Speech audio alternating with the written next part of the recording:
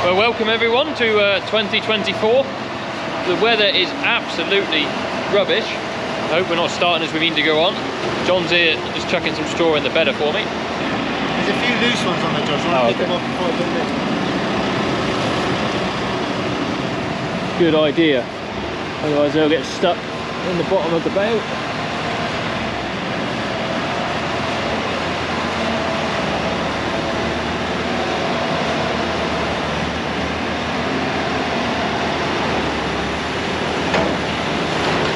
Splendid.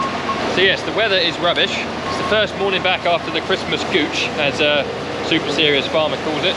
And it's fair to say that Christmas has not been kind on our machinery fleet. We've got problems with our big Massey loader tractor. We've got problems with the diet feeder and the elevator on the side, which we seem to have more and more trouble with now. We've got problems with our steam cleaner. Lawrence is down having a look at that one now. Hopefully he can sort that out. If not, that is under warranty, so that'll be all right. But the good news is, Little Boots, that was feeling a bit poorly before Christmas, is firing on all cylinders again. So there's one silver lining. On which note, we probably ought to say thanks to Mason's Kings, because they came out just before Christmas and got that one fixed.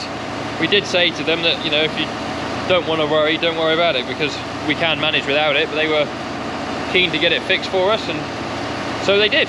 So the big Massey's got electrical issues. We're hoping it's either a battery dying or possibly an alternator. The diet feeder, as I said, is the elevator. The bearings collapsed that runs the side elevator, and it seems to have stretched the belt one side. So now we've got a funny shaped belt which will just end in tears. That goes round much longer, so we're going to nurse it through feeding this morning, and then we're going to have to take that to bits and have a look at it. But anyway, we've got to get the cows bedded first, because they are the priority. Yes, look, we're back with the Little Boots. Now, this is where the other loader being broken is handy, because we could do with it here for loading up the bales for the wagon here, or for the straw chopper I should say. So yeah, John wants to be loading the wagon now with the shear grab, which is what he's doing. Now I need one more bale to be loaded. Now our shear grab is fantastic, I love it. It's a Strymec, it's got the big chunky hard ox tines on it, and the straw bales that we're on now are really tight. I mean, it's really good straw, good barley straw, but really tight, and if you stick those chunky tines in to try and load them like we do with a bale spike, they just pop, they break all the strings. So it's handy having the other loader, just keep the bale spike on here so I can load myself whilst John's feeding, because I'm just holding him up now. But we need one more bale and then we're done, so let's crack on. You can see here we've developed a pond in the shed. I didn't think that was worth scraping. We're not currently using this pen. It's a bit of a break between heifers and the bull who's down there. John had a really good idea over the Christmas period. This shed's been getting progressively wetter, and he thinks it is because the animals play with the water troughs. So normally we have this lotted up into like individual pens, and there's 7 or 8 animals in each one. And you come in the morning and every pen is flooded because the cows have been lapping the water out of the trough. So what we've done is we've opened up all the pens internally and turned off all the troughs bar one. And now what we do is we open one gate and let them run the passageway and let them run the bedded area as one big piece.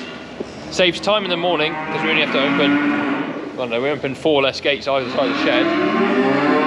There's a lot less water on the ground, so the muck is a lot drier and easier to scrape and easier to pick up. And yeah, it's just made a hell of a difference. I don't know why we'd never thought of doing it before, but we're doing it now. So same the other side, we've done that's slotted up into 2 big groups in the bull now as well. Get these cows out for something to eat. So they've got to come right down to the end now. And then they go up there to eat. You see, they play with these and they manage to unbolt them. I don't know how they manage that, because you've got to turn it and they end up just like overflowing all the time.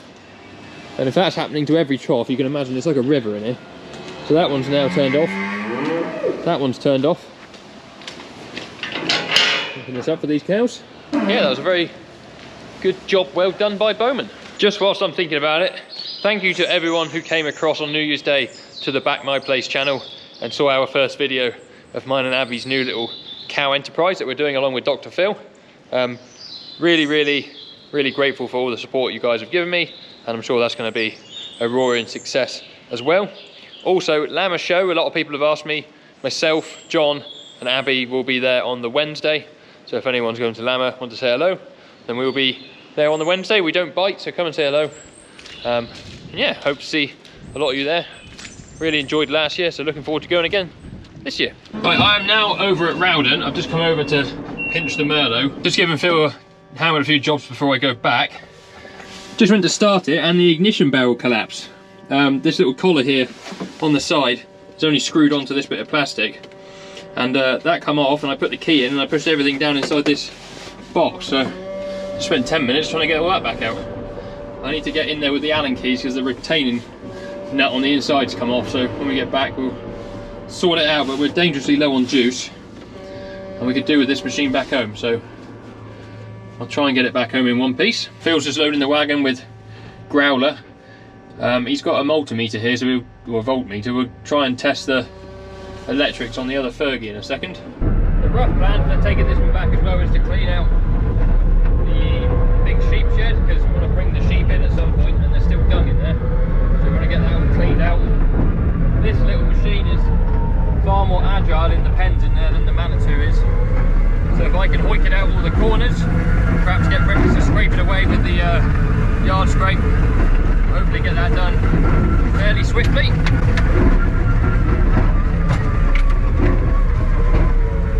Phil's just feeding out the last pen for feed, then he's going to have a look at the big Massey, see if we can narrow down the electric issue with it, whether it is the battery or perhaps the alternator, and hopefully get that one sorted.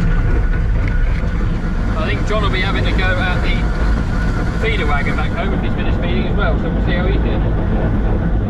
Just one of those first day backs, like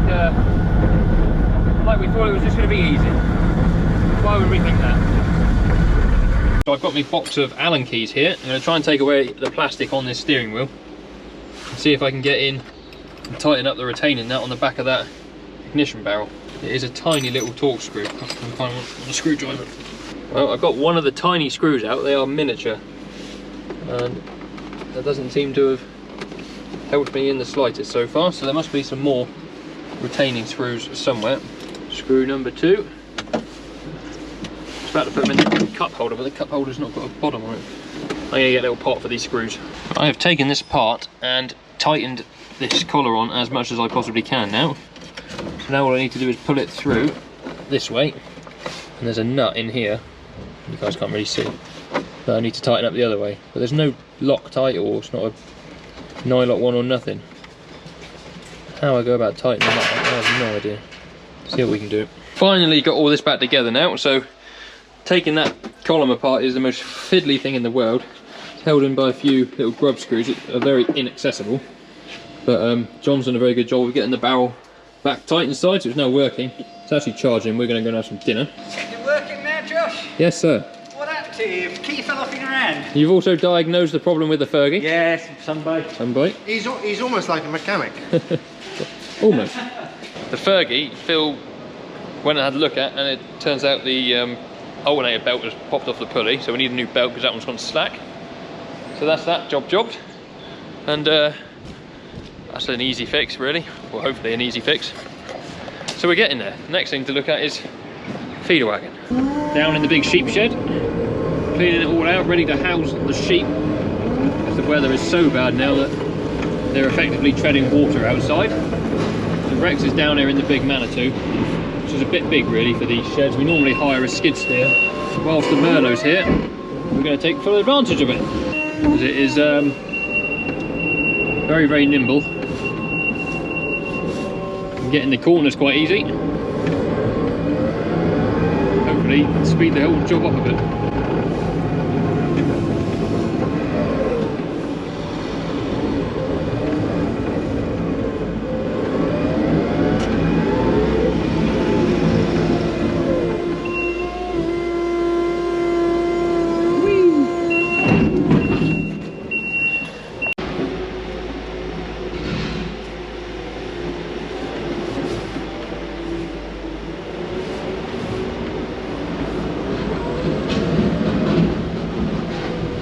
Smells of sheep. Sheep do not smell good.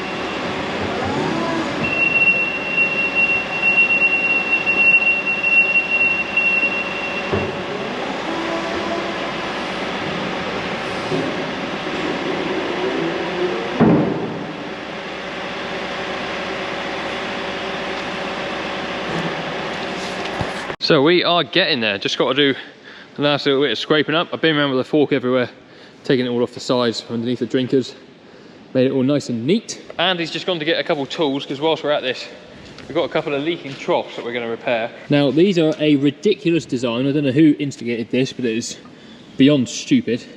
We've got a hydraulic pipe that joins onto blue pipe, so blue pipe underground, and then it goes to hydraulic pipe. Why that's just not a blue pipe with a 90 in it, I don't know. The inside of these are metal, and what does metal do when it reacts with water? It makes rust. So it's just rusted over the nozzles. They can't shut off, and they just run and run and run. I don't know why everything on this farm has to be overcomplicated when it comes to building sheds and water troughs. Again, there's another one there. We have replaced a load of them with stainless ones or blue pipes, as obviously that doesn't rust. But that has been leaking forever and a day, so we've just sorted that out. And you can see how wet it is running. I just need to push this out that way and then down to the big pile at the end, and then I'm done. And we'll take this back over to the farm so it's ready for doing the feeding over there again tomorrow. Righto, feeder wagon update. John's just gone off to get a bearing, so this is what it should look like that. This one had completely collapsed. You see he's been running on that a little bit. Oh, we just had a power cut. That's interesting. So yeah, John's just going to go and get one of them. I was going to go inside and do some stuff on the computer, but we just had a power cut. Let's all come back on. Right, the day is drawing to a close, so just come down to push in all the grub for the cows. Keep these guys happy overnight. I also need to go and get a bale of hay for the bulls, because they have eaten everything. Scraped away all the stuff that was wet and horrible on the floor. So we'll get them some new stuff. Also need to go and feed the calves in the shed. They need their cake. And then at some point, hopefully John will be back with a new bearing and an alternator belt. And get that fitted to the wagon tonight so it's ready to go in the morning.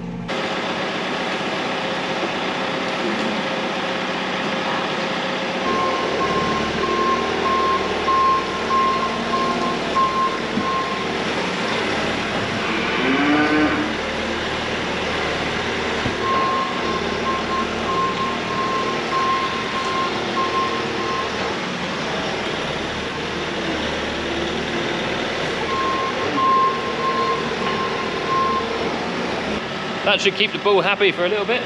They are idiots, they put their head in it and push it all away, and then it ends up in this wet puddle at the front of this shed, which is no good.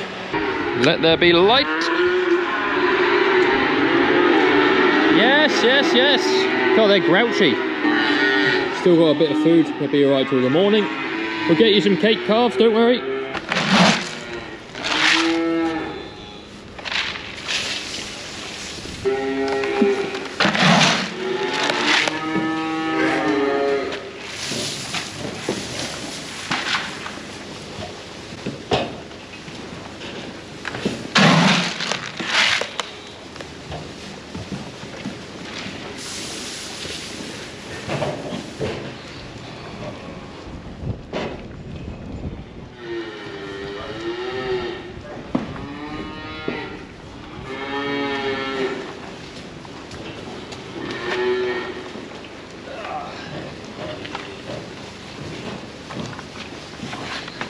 Just found that, which is one of our EID tags, so that's no good.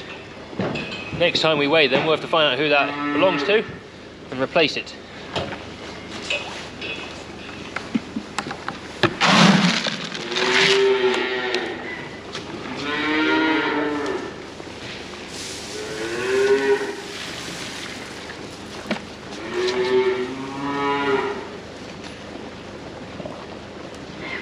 Hello.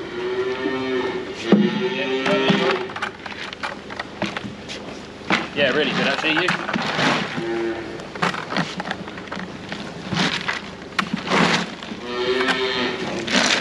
Oh yeah. Nice. Good, good. Yeah, we'll be about to do.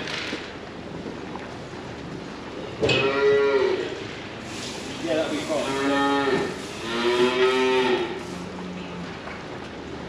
Yeah, that's fine. That's why I thought about arranging it, because whenever we submit, they won't notice the different from it. So as long as we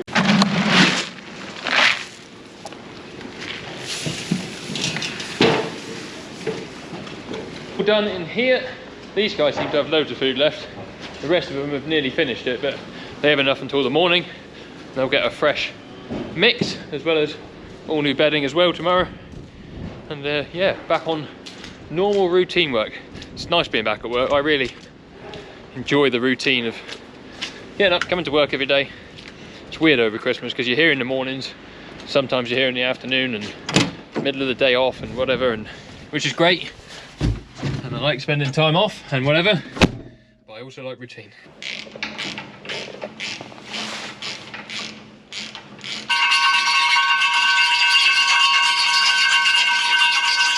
Right, so it's not the exact perfect replacement bearing, but it's better than no bearing.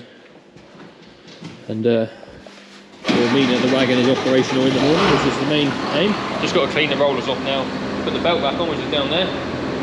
Job's a good one. This is the trick. Hang on, let me get better. Better. I'll hold this bit and this end.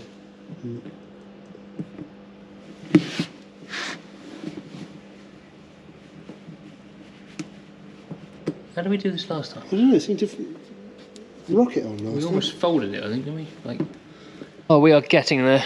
We're just trying to thread the wire that holds the belt together through. We got it this far, and the end's a little bit frayed, so he's stopped. John says he's got a plan, so see what he comes back with. But yeah, once this is through, tension them all up by pulling the roller up, and good to go. The old high tensile wire. The old high tensile wire, yes. You're gonna feed it through the... Well, I'm just going to swap it for that. Oh, I see. But if you poke it in that end and see if you'll go through, then you can change it over. Wait, I am. Oh, we might be up against you. Yeah, I think I might be up against you. Yep. Push me out.